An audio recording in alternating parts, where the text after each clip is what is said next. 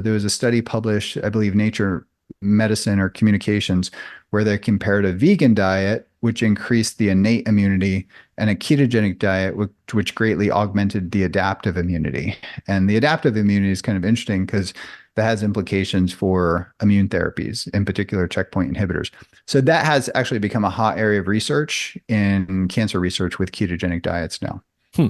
So it seems like there's a dual benefit to being in ketosis with respect to cancer. On the one hand, you're sort of minimizing the fuel the cancer itself can use to keep Yep. growing, and on the other hand, it seems to enhance some of these therapies we have that attack the cancer.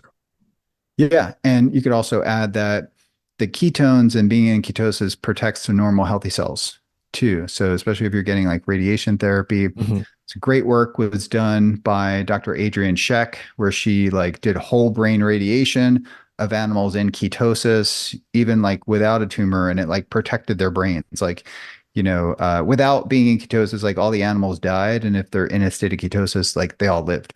So there's like radiation protection issues there. That's why, organizations like NASA have some interest in ketogenic therapies because their ability to protect against radiation environments, extreme environments, and yeah, the anti-inflammatory effects too, I think are an important component because chemotherapy and radiation produce profound inflammation at the site, at the tumor site, and systemically.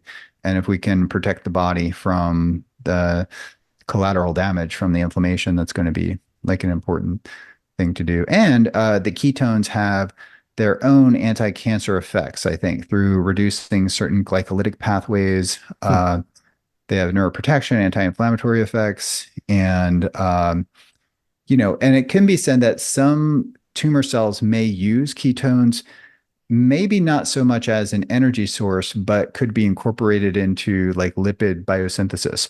So there are some cells that some types of cancers that may be much more amenable to ketogenic therapies than other types of cancers. And I think we're very interested in like glioblastoma and cancers that are receptive, but I'm equally interested in cancers that are not, Mhm. to And figure out understanding why. why. Yeah, Yeah, yeah. yeah.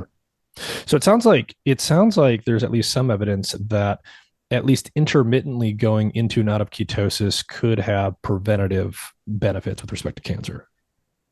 I think so.